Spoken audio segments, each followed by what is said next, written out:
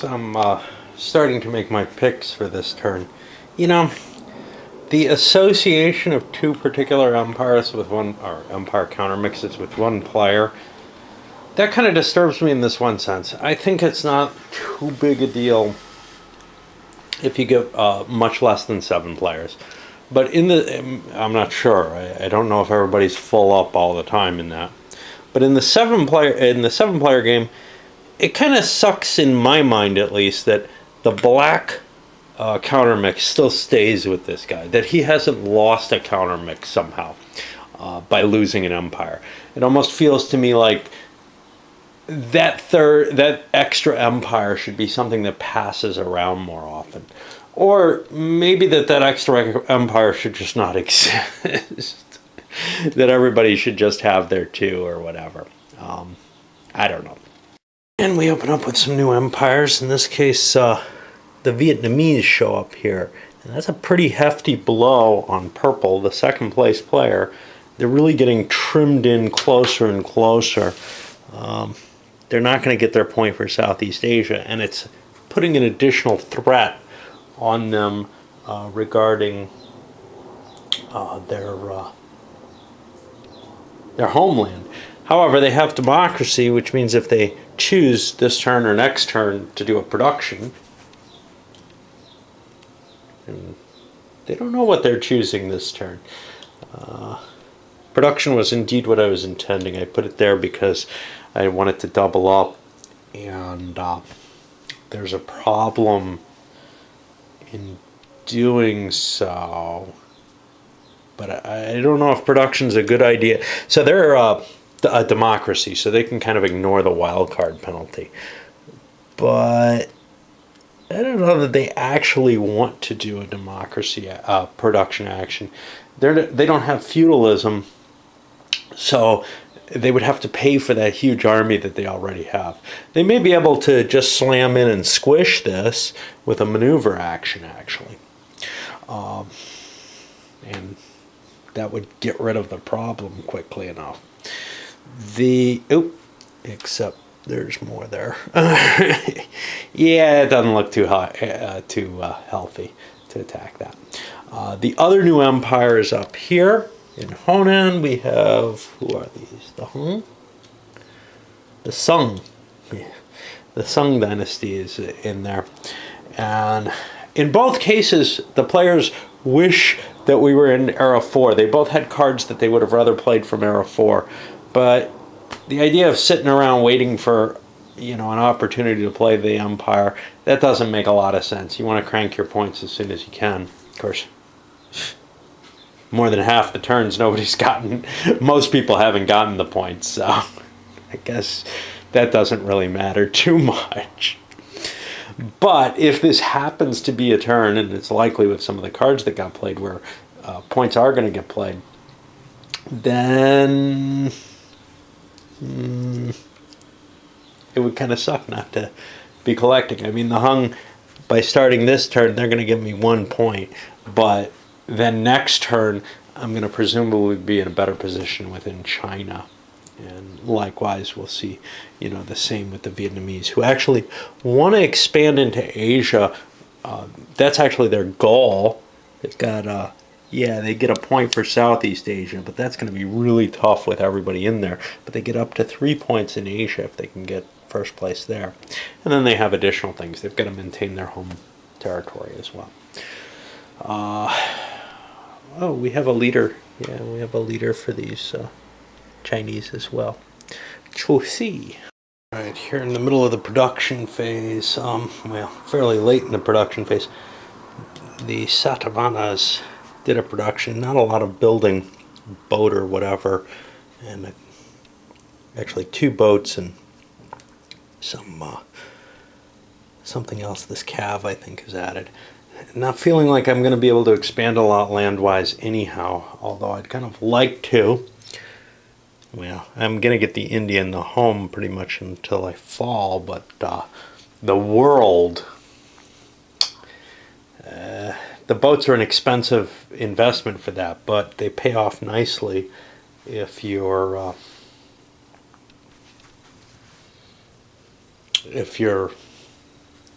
when you do the production. So I want to get a bigger boon in my production.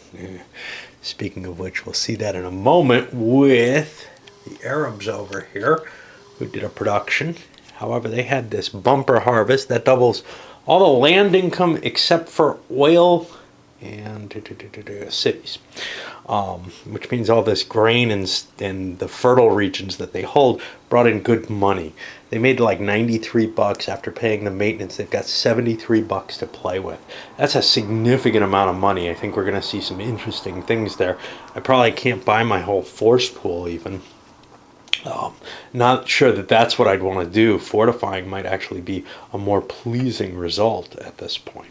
I was essentially able to buy almost my entire allowable countermix. The only thing that I didn't buy was this archer, and put down 8 fortification places. You can see the entire empire's sort of fertile area, and then some key areas here that I feel kind of are the more dangerous locations. Are fortified. Remember, I have a treaty with these guys, so I don't have to worry too much about them. The Russians are a worry, but that's where I'm shifting my cav. If I can get my technology up and do a civilized action, I'll start getting some knights, which will be valuable. Then the Saxons got their production.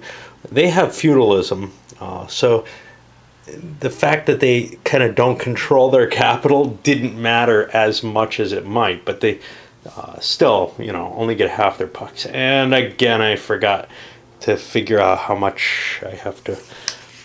I didn't take the other bonus of feudalism, other than being a barbarian, into account, which is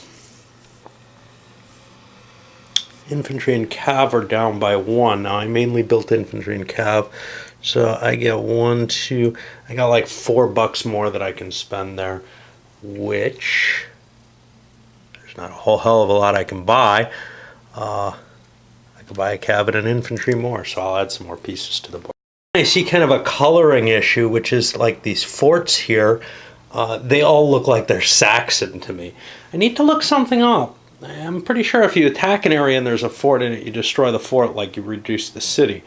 But I'm not sure what happens if a fort, if an empire dissolves while it's got forts on the board. Okay, at this point, the Tang are in kind of a tricky situation here, because they didn't know this was showing up, and their pick was trade in progress. They're the first empire to do it. Out of all the countries or empires that they want to hit, they're going to go after the purple one. It has a trade -1, which gives them a slight advantage, and they're out of cards, which means they just draw a card to make their trade. Ooh, the Jerkins. That's going to be a victory, and that'll get me 2 slots here. That gets me into a new age. So I got to kind of look around and see, is there anything that likely would be affected by that? I don't think directly, although now I've got some new boats available. But now we're officially back in Age 4. We were in Age 3 again for a while. And this guy now gets a card, and this one does go back to the Tang. So you get kind of a bonus by trading in that fact, by not having a card and trading. Now he has a card that he wouldn't otherwise have. On the other hand, the Tangs are not happy seeing this having appeared here. It's not like the Sung can do anything. They just got their empire start. So I still get a chance to produce and throw some defenses in the way. The Tang trade, this is something a little weird here, but we'll keep going. The Swedes tried to trade, and they failed and ended up giving the Saxons an improvement. Oh, I think. Looks like the Swedes improved and the Saxons didn't, but that's not what I thought happened. I don't know. Maybe the Saxons were back here. Maybe I'm mistaken. Maybe the Swedes won. I don't know. I know. No, they did succeed. In fact, they succeeded quite well. They were back in here somewhere and pushed their way all the way up. So they're now into the Third Age. That's right. And Benin. So Benin really wanted to conduct a trade, because if they gain any progress, they gain glory from it. But they suck at trade. They have a -1, and the only people they could trade with were the Vikings, and the Vikings outplayed them on the card, and ended up getting progress of their own, just one space. Not enough to clear out of the full Dark Ages there, of the medieval era. Then we came to our Khmers, who traded with the Tang. Now, normally, if you trade with someone who's got a trade action, you burn their trade action. But if they've already exposed it, you can't retroactively do that, and you're allowed to trade. So, at least as far as I understand, I mean, the other option would be to trade with these guys who have also already traded. So there's no real fairness there either. So anyway, the Khmers won that trade. Both sides kind of played for it. The Tang not that interested in it, but they were willing to play a big card. And now we have the Khmer also up in Era 4. They are losing a couple of leaders due to that, though. I don't think they have... See, I got to be careful because Renaissance clears feudalism as one issue. Of course, you have to remember that to know that it happens. But out of the many things, dozens of different little, factoids, you have to remember to play this game correctly, effectively, whatever. Sometimes either, sometimes both. This is one that I happen to remember. Every game has a lot of rules. This one, they're not set up in a way to stick very well. All right. Let me check to see. Okay, we got one more trade in progress coming. Okay, so Java has kind of an interesting situation. They did a trade in progress, fired off their first one. Did I cheat? Yeah, no. Fired off their first one after the Vietnamese, and they won that one, which allowed them to play this bargain. Play when you conduct a trade, you can make another trade.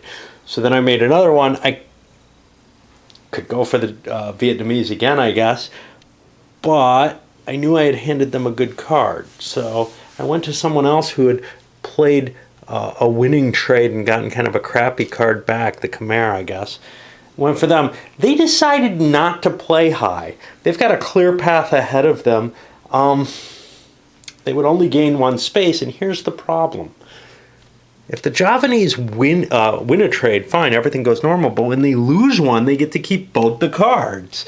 So they can always play kind of high with the assumption of, well, if I lose, I get to keep my card and I get whatever beat me. And if I win, well, then we trade, but at least I get the win. So now they're up ahead with these cannon type things. And I think those come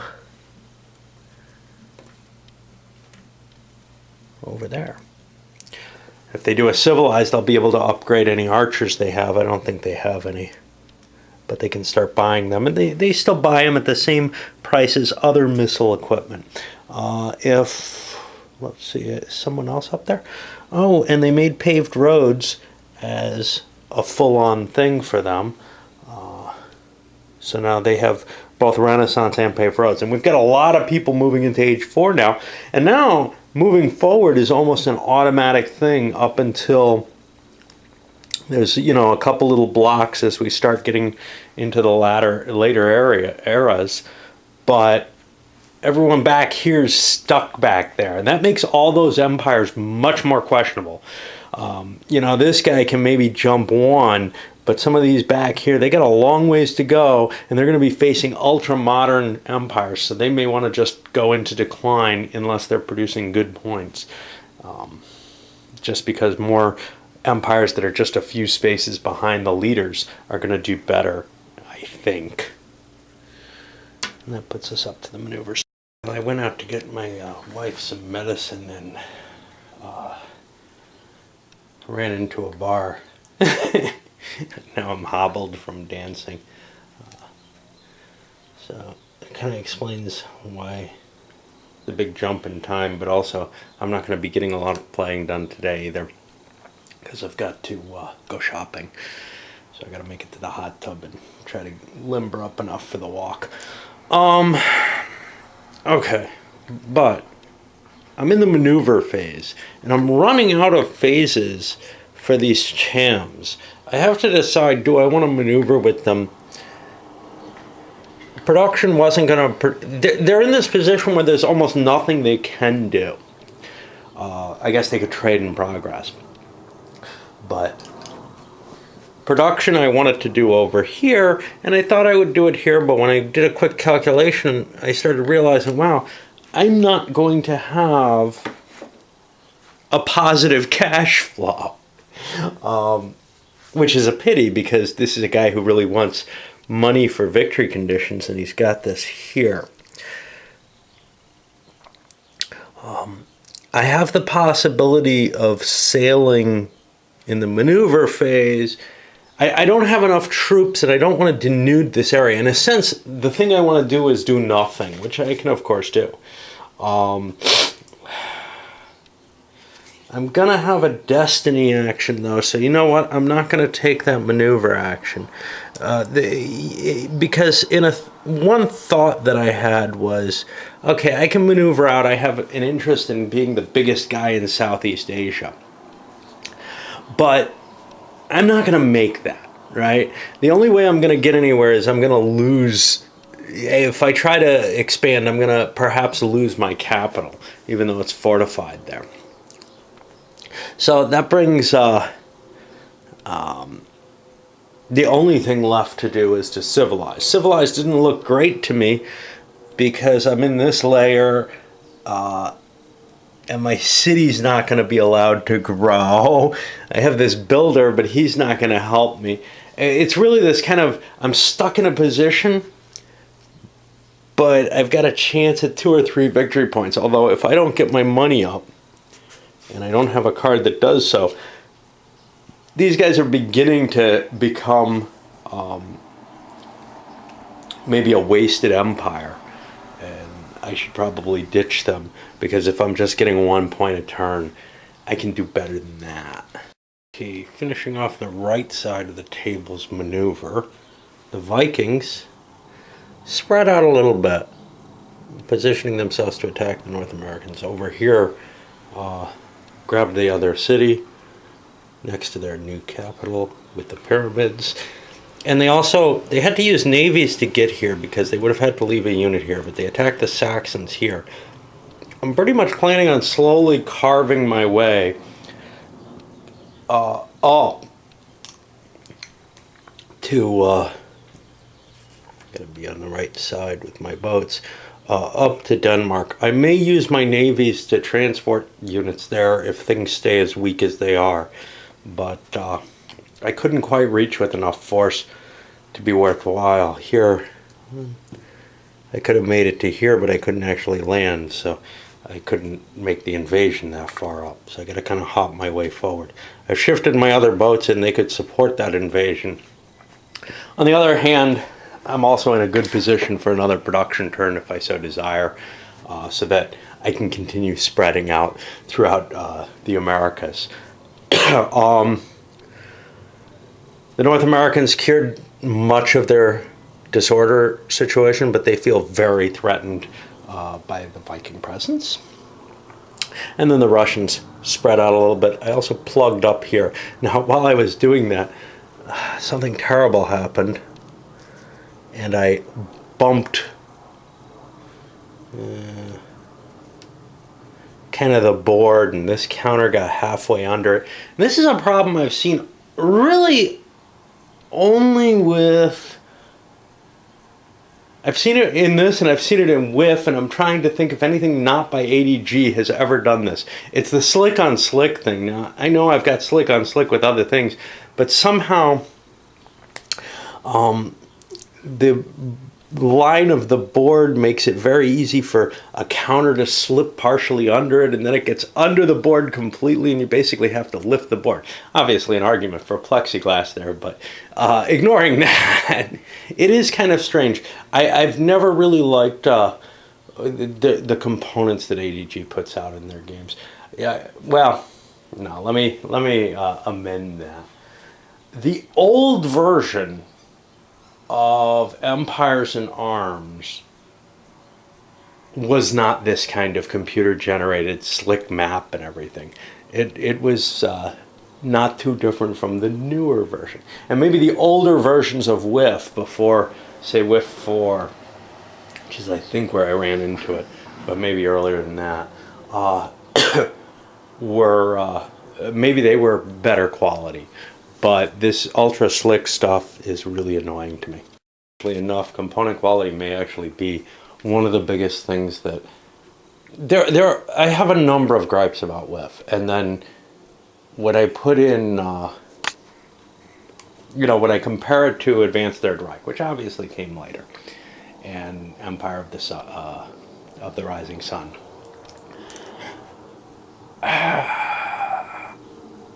components is definitely one place where the Avalon Hill games blew away the ADG stuff.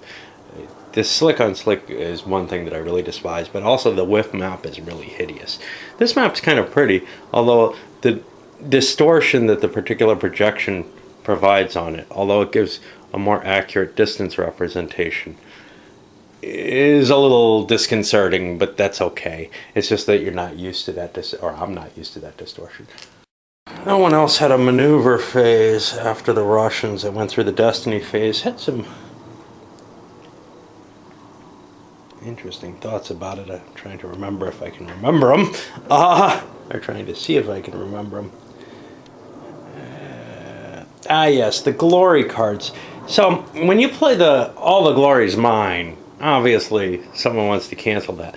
But if you double your own glory for one of your empires, it's possible that someone will not cancel it. That's something to keep in mind, is that sometimes it's worth letting someone who's not doing terribly well get a bonus.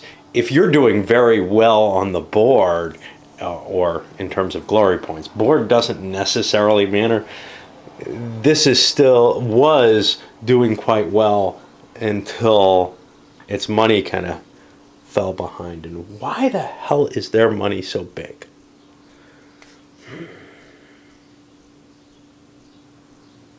And theirs for the same matter.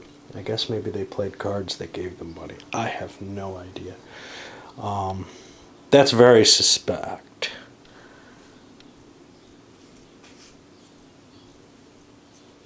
But I'm guessing they played cards during a civilized action that gave them cash. See, the Sadovans did production.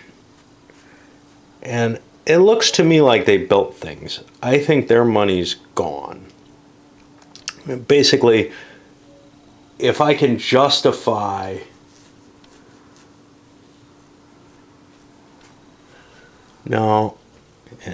conduct a trade and pay money. What did the Benin do? They did a trade in progress. I can't imagine that their money came just now and they didn't pay for something. So I think theirs is in the right place, I think. Hard to tell. I keep screwing up on that chart. But yeah, so right here, I think we're going to be collecting an extra point for being in second in money, because the Khmer come after me right now. But for most of the next turns, we're going to be down to third. So if we can't boost our cash, we're going to be in a problem there. All right, on to civilized. Well, we couldn't predict what was going to come out of the Destiny pile, and the questions remaining are, I could either civilize or discard the Empire for the Shams. I went with civilize because they are going to still produce some decent points here. It's not a trivial choice, though. They played this Religious Strife. That's the only thing they managed to draw as a card on Java. That hits yellow-orange for a point. And not a lot else. I got this amazing military leader, a strategist tactician, sort of the best military leaders you can get. But it's not going to help me. I'm not going to advance and attack, and I got a big enough stack there, probably nobody's going to dig it out. The real question is, how long does the Empire stay alive? And since I didn't have something that throws, enough money to get me into the top place, it's questionable whether or not I can stay alive. The real problem here is I don't have feudalism, so I'm a tiny empire with a huge army.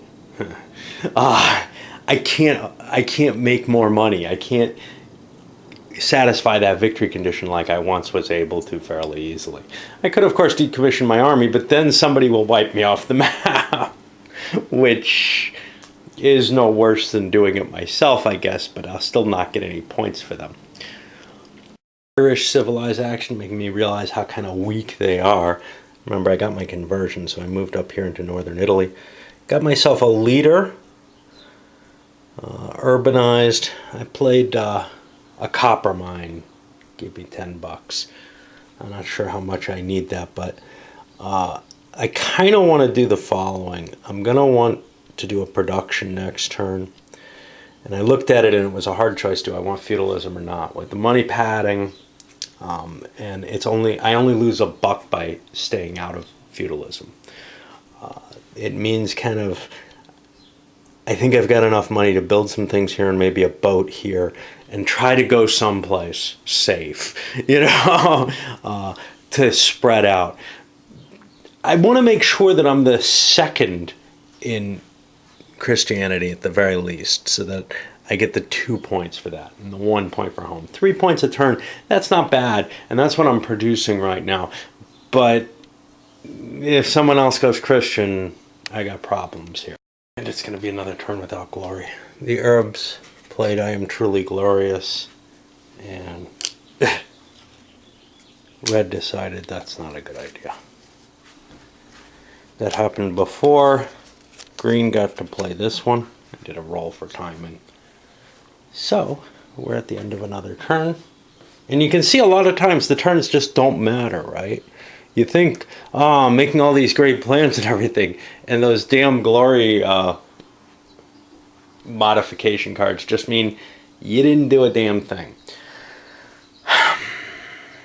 I think those are a pain in the ass. They may not matter so much in maybe 3 or 4 players, but they cycle through so often. They're so important that everybody's pillaging the deck. The deck is getting shuffled. You get maybe 2 turns out of a deck. Probably not that. That's about a turns right there. So you get maybe 3 turns out of 2 decks or something like that. They're just showing up continuously, and everybody holds on to them because they're good cards, and it means that the glory just never kind of arises, which of course can change. It's not like there's nothing in the game.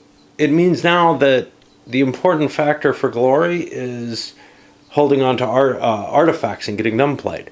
And of course, once an artifact's destroyed, I think it can come back. I think you can replay it. I had to check that because I've certainly given people that advantage. Not with the Great Pyramids, but the Great Library showed up twice, and the Great Walls showed up twice. So I had to make sure. I think they should. My thinking there being, well, you have the Pyramid at Giza, but you also have other people who built something similar. Why would you assume that could never happen again, I guess?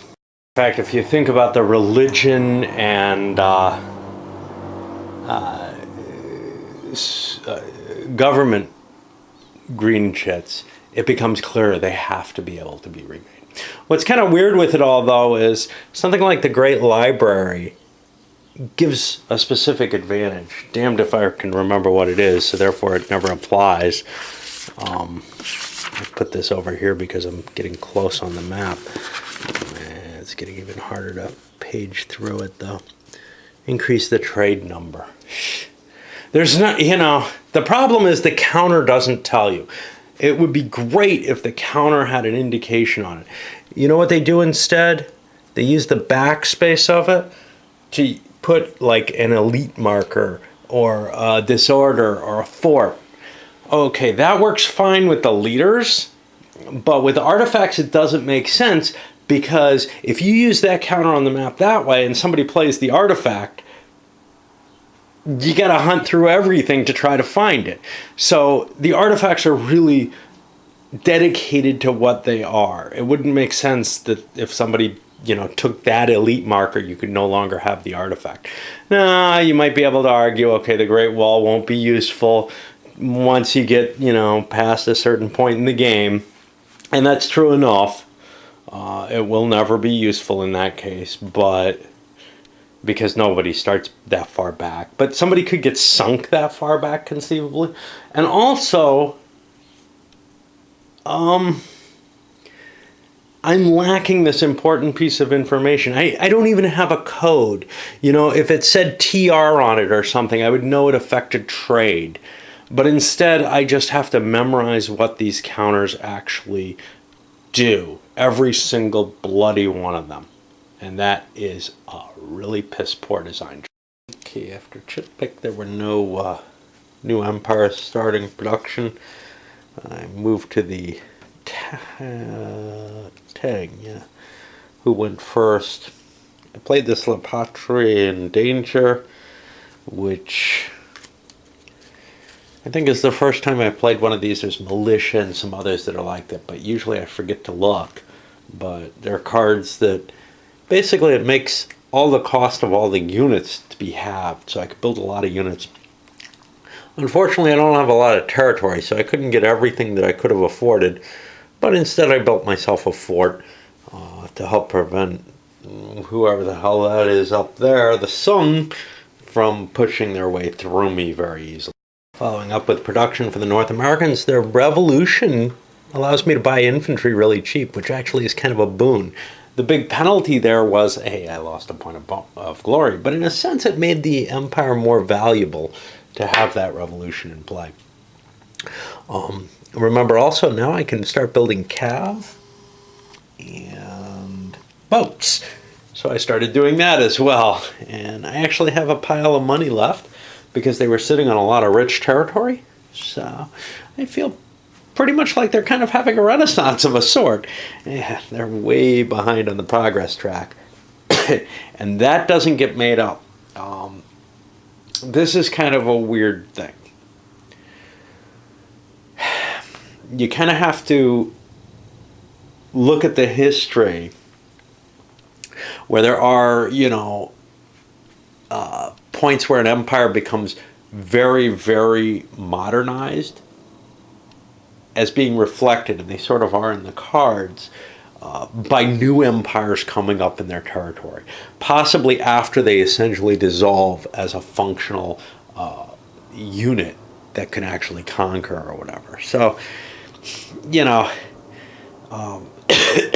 something like these Saxons, who are not doing terribly well, they're probably going to decline, but new things will come from them, things that may actually have inherited their territory. This is much like History of the World, although it's more scripted in History of the World. Here you end up having, the availability of a lot of these empires over large spans of eras. So, for example, the Saxons only fit in a couple of eras. They're not going to show up again, probably. There's no real advantage to them doing so, I don't think. But some of these other empires span, from era 3 to 7 or something. I'm looking for one as an example. I think Benin they go from 3 to 6. The Arabs go from 3 to 7. So you could actually discard the Arabs. They disappear from the map and then they restart as the same exact empire in another time. Likewise, though, as with History of the World, you also have things like the Habsburgs who could show up here within Saxon territory at some point. Actually, I screwed up with them. I forgot these guys, don't have a capital, so they only got half the money, which put them at something like $8. And then they're no longer barbarians anymore because they're beyond the age where they can't build cities. So actually, I just can't build. I can't take the production action. The production action is going to hurt me. I'm not going to be able to pay the maintenance on there. Instead, I'm going to throw a different action on them. I'm going to throw the civilize action. That might get them a city so that then we can start doing actual production. I'll get rid of this money.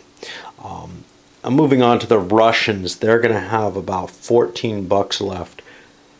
after I pay their maintenance costs. They have a city, so they get their full value. I forgot about the bone of being a barbarian, is that eventually you stop getting any advantage from that. Now, of course, the question is, should they deserve to be treated as Era 2? I've made the decision that no, that icon indicates it's the era of the most advanced empire. But if they were, it would kind of make sense. Hey, there's still a barbarian tribe roaming around. But I don't feel like the history particularly supports this in the same way that it supports using, say, the artifact cards outside your era or outside of the main era. So, like with everything else, except for the few places where it's specified, it's not the Empire's era. It's the era of the board. So anyway, I threw a civilized action, and I'll build those right. And we finish things off with another one of these, the militia card. It doesn't work quite the same as the Patriot in Danger, which allows you to build troops cheaper. This one says, hey, you don't have to pay your maintenance costs. And that allowed our Satavahanas to grow significantly. They've got almost everything. The only thing they're holding off on is these chariots. Chariots are pretty crappy right now. The difference is I'm not that far from getting them up to knights, but it's far enough that I figure I'm going to do another production. I'm going to take losses and do another production before that, or else decline the empire. I also did the Irish as well as the Russians. The Irish used a wild card. This hurts them, except they're in a dark age. So, no big deal. And they did the production that we talked about, I think in the prior video, but maybe toward earlier in this one, getting themselves some boats so they can start spreading their way out. Here we are in Trade in Progress, and Benin reveals a wild card, which means even if they advance from this Trade in Progress, they're not going to get an additional advance. They don't have democracy. They played the big 7-point card with the Vizier. This is an expensive card to play away because you can pick something really cool up with it as their play. Whereas the Vikings, who they're trading with, and they've got a -1 against them, played only a 2-point card. But the Vikings have a choice here. They have 2 cards that let them sort of win the trade. One, they can switch these cards. That gives them a win. That'll give them a 1-space advantage on the track. On the other hand, the industrial espionage says the side that didn't win progresses as far as the winning empire did. And the empire that won doesn't get to go forward. Now, the winning empire would be able to move 3 spaces forward. So I could get 3 spaces of advance and push me up to here. But the cost for that is going to be 1 per oh no, that's not going to cost me anything. So yes, I'm going to play the industrial espionage. The bonus on that is I get this big 7 card as well. And these poor suckers get stuck with a crappy card, and I get 3 progress, which is pretty sweet. Again, trade is really, really risky. Now the Arabs are going to have a trade. Now they have a lot of bonuses, but they got a crappy-ass card in their hand for that. And the Arabs also lost their trade. They were making it with... They probably should have aimed at these fuckers, but they were aiming at the Saxons, who have a penalty in trade as well. But the Saxons were able to beat them out in points. Of course, they swap cards, but the card value doesn't necessarily match what the player usage does. Yellow also did a trade here, the Javanese, and they should really have a city, so they know who they have. Yeah, this religious strife, that's a problem. Not a huge one. It's the Confucianism that's a problem. That subtracts 1 from their trade. They're already at -1 because I've moved out, because we're no longer in era 3 where I have a bonus.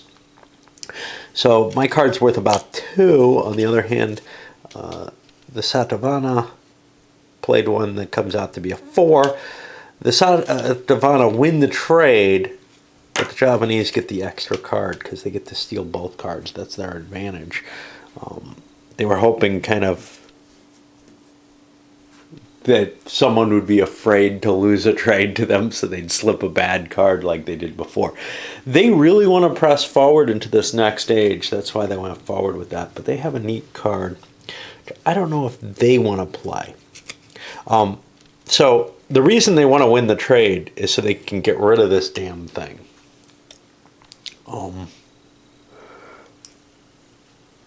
I could go for the same trade again and try to push myself ahead again, and then this is really worthless for them.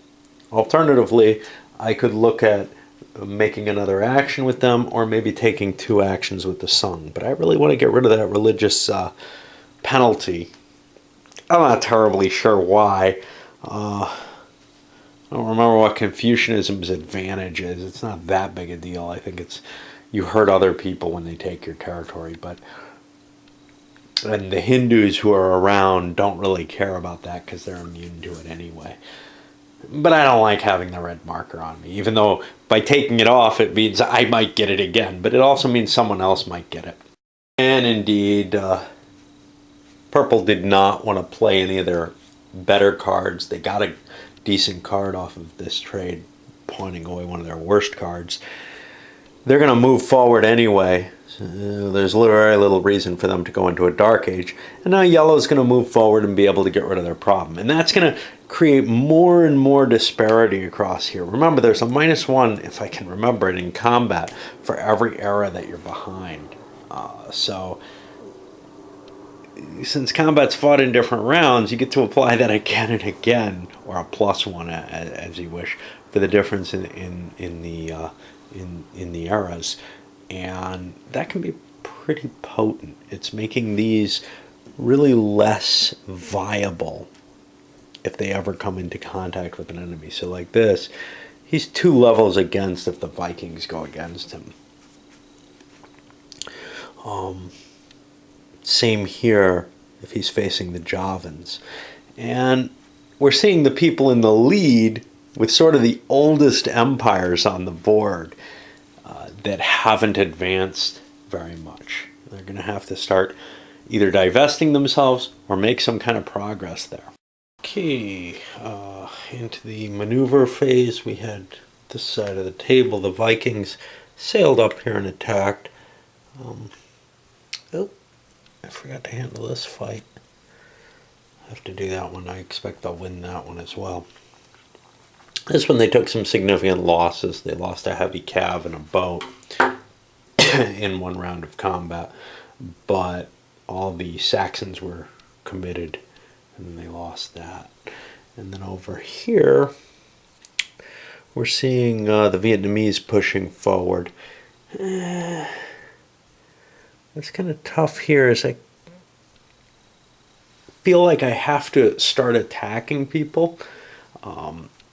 I'm not going to get additional points for Asia until I start expanding and trimming some of the Asian territory. But as of right now, I don't really feel like I have the strength to push into many territories. I'm going to need to do a production, I think.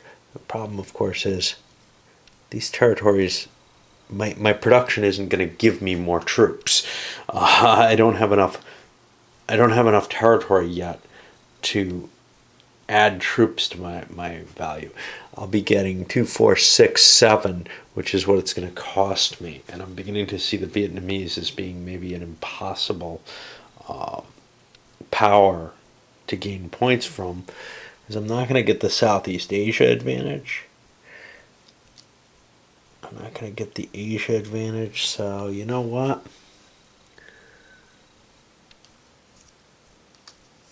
I think I have to commit another unit here to launch an attack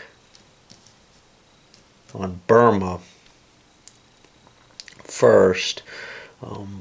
because I don't want to cross that river, or maybe into Bengal or whatever.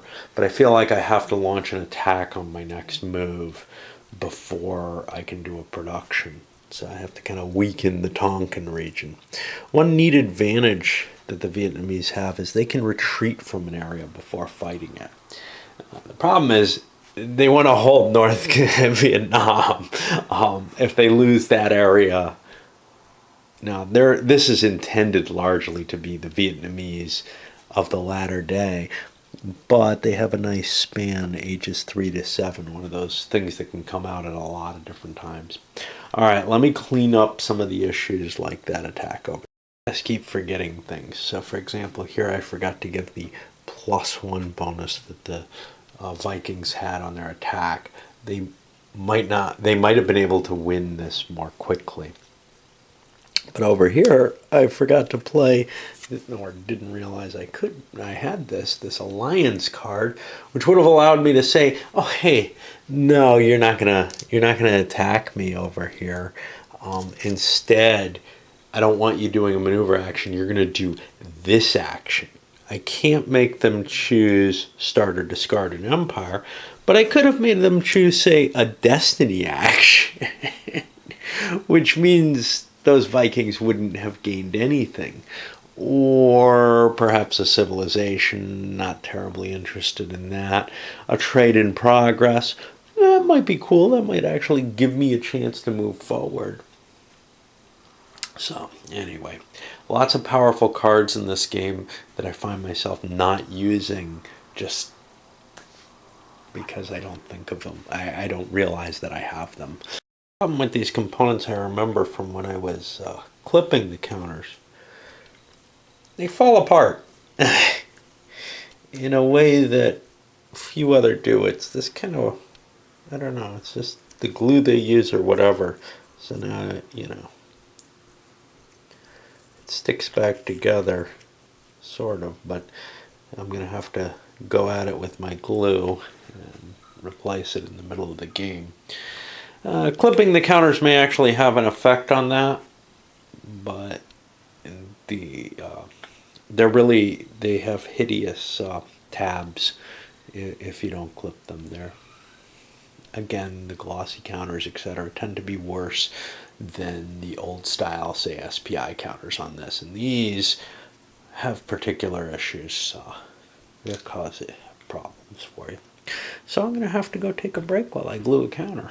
Luckily for me, I had a spare counter so I could put a dry one on, so I don't have to worry about the just glued counter.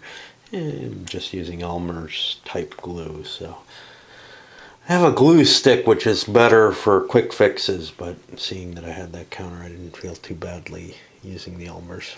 It's going to get a chance to dry overnight. Saxons ended up positioning themselves so they could put down the revolts that were going on, or disorder. And now they also moved their boats into here. I may not actually want their boats there. The reason they want it to move there, I'll move one in, is so that they can ship more forces into Scotland and continue their attack on England. I'm really not sure how much longer I want to keep the Saxons alive, though. They're just not bringing in that many points. They're bringing in 2 per turn, but it's really hard for me to turn down 2 a turn, because that is still a reasonable amount. And we finish up with the Sung expanding, defeating some Tang here. I didn't have enough forces to take 2 areas from them easily. Kind of this slow progress, but one nice thing about it, I think I am now the majority holder in China itself. 3 areas here to 4 here. Of course, I've got a weakness with that being open, but if I take a production action next, can I survive? Will I get enough points? 3, 4, 5, 6, 7, 8, 9, 10, 11, 12. 4, 5, 6, 7. So I'll get 5 points of troops. So I can kind of consolidate my position. It's always kind of the trade-off is, can I spend the troops? Yeah, you know, can I after I expand, can I produce enough troops to hold what I expand more solidly and then launch another attack? And it looks like 5 points, I can get a couple more military units. That'll be somewhat useful. These should not be on that side. And then nothing over here, so we move to the Destiny phase. And I think I'm getting too tired to continue much more tonight. After fiddling with the cards for Destiny action, the Native Americans did civilize. They've got their own democracy now. Basically just raised their glory. It makes them a little tougher to attack. That's kind of cool. It's still not going to get rid of their problem, which I, of course, cannot remember what it does, but it's not much of a problem. It means they build infantry cheaper.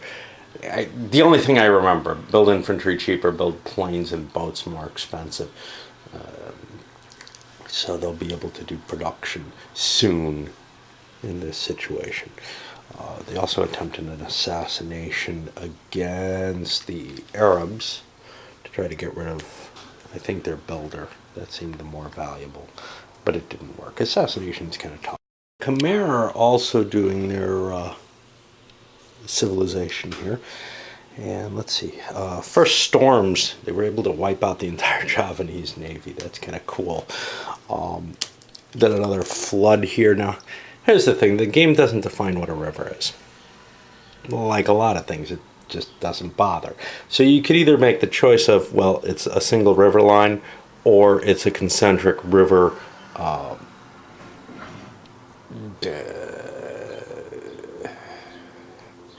network.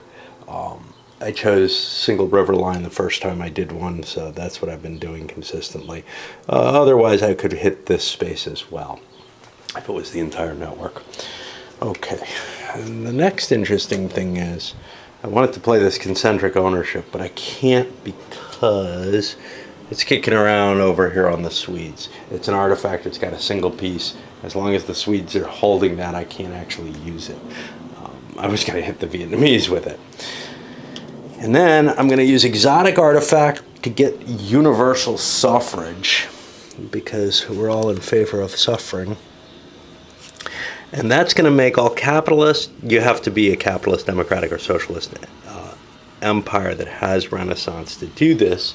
In the case of the Khmer, they have Renaissance and they're a democracy, so they're able to do this.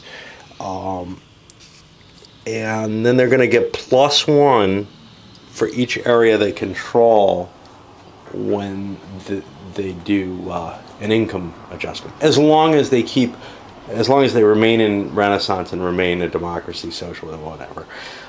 So I'll get those markers on the board, and this is 1, 2, 3, 4, so it's going to be something like 3 spaces ahead of them, which I think makes it available to Java, who certainly does not have the proper type of government. Okay, so in the Empire Dissolution, we had 2. The Swedes went away, big chunk up here. That's pretty clear that they wanted to get rid of the Black Empire at that point, because the turn marker is going to move to them, they're going to be able to start it. Now, someone had the card that could prevent an empire from starting, and they could have moved it 1 towards them, but they wouldn't have gotten the Black Empire. They're not that interested in moving it 1 place at a time. It wasn't worth holding the card, so they got rid of it in their destiny, and they weren't absolutely certain Black was going away. Maybe some suspicion.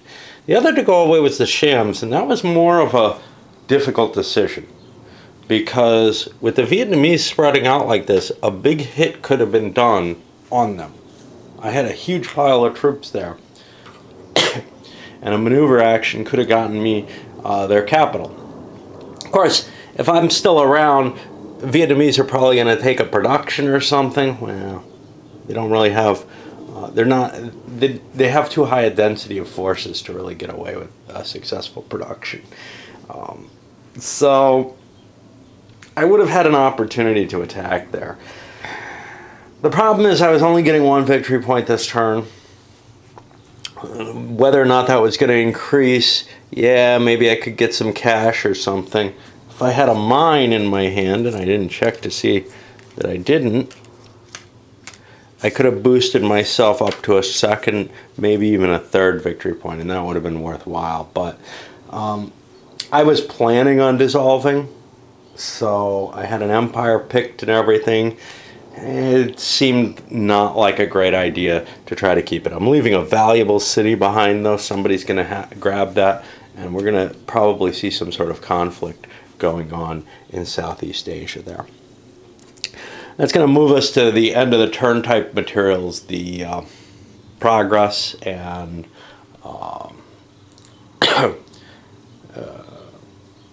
glory harvesting. And basically, for progress, I look through everybody's card. There are some cards that help you if you're sitting in a dark age, not many. And then, more important, or if you have a wild card, more importantly, there's all the glory cards. So I kind of hunt through everybody's things for those because they're so important. It's my way of making sure those get done, but a lot of the other events don't that I could otherwise play.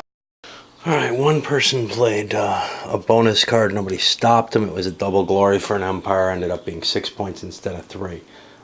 For a glory turn, it kind of sucks when you've just discarded an empire. Most turns, the glory doesn't get counted, it seems, in this 7-player version. So when it actually happens and you just discarded this turn, you're really paying a price compared to... Quite often it seems like you could discard and you're really not paying any price because nobody's got a card that allows for glory. Or people have cards that deprive the glory from happening. I assume that happens a lot less if you're playing a smaller number of players. Anyway, Blue's still got a commanding lead, primarily because of those Plains Indians. They're just... oh crap. Maybe not. They only have 3 areas. They're not actually the biggest in North America. They're 2nd biggest, so that's going to give me 1 point less at least. And I don't have my home area, so there's another point less. Yay! They had such a lead, but yeah, they're not gaining as much as I had thought. I was mistaken here in China, or maybe I expanded or something, I'm not sure. But the Tang have the Yellow Sea here. That actually gives them 4 areas in China, which is the same as Orange had. Oh, but Orange had a philosopher. That means 1 less red and 1 more orange, I believe. Oh, yeah. The philosopher breaks ties. Otherwise, the tie would have gone to the guy with the turn order. Our big empires, the Arabs are the biggest in the world, so they're getting, what, 2 points off that? And the Saxons are the next biggest, actually, and they don't get anything off that. They get off of Europe. They're still only cranking their 2 points a turn. They need to get the other space in England, because this turn somebody had a philosopher, didn't they? Yeah, the Vikings have a philosopher, and then the Irish are ahead of them in the turn order, so the Saxons don't get any points for England, except they have a boat, so actually they do. So they're actually the biggest, so they get their 2 points in England. That I didn't count. It is really a pain in the ass to count glory in this game. And if you're kind of counting it ahead of a time, again and again, and that's going to be really tough to do effectively anyway. It really comes down to the scoring moment. But it's a pain in the ass because you've got so many weird things to compare.